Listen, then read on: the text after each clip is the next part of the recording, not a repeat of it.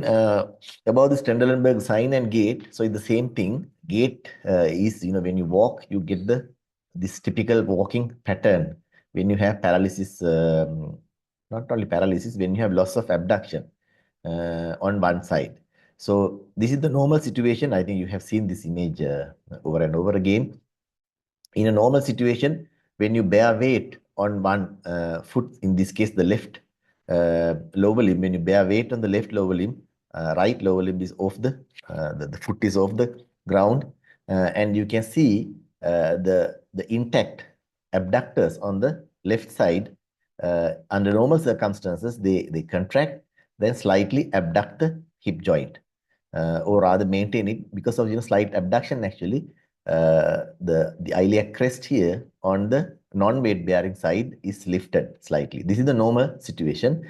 But if this left side abductors are paralyzed, that is the weight bearing side, if the abductors are paralyzed, or if there's a mechanical issue here where the abductors cannot effectively abduct the hip joint, then the non-weight bearing side, the hip will, the pelvis will sink.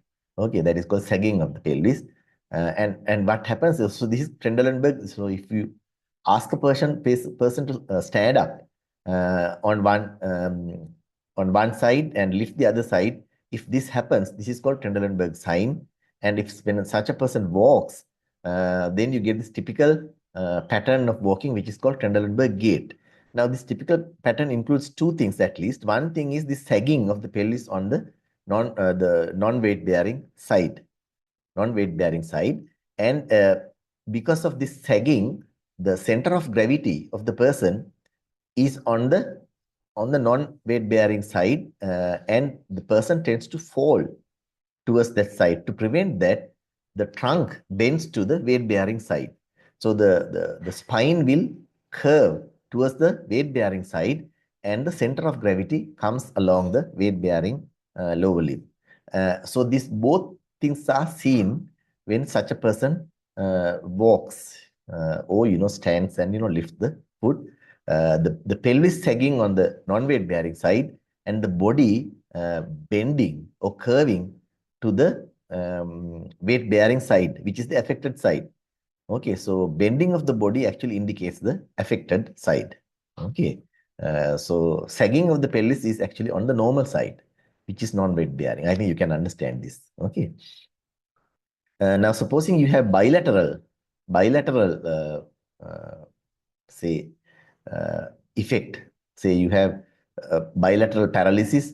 You will get, both sides. You will get the same thing.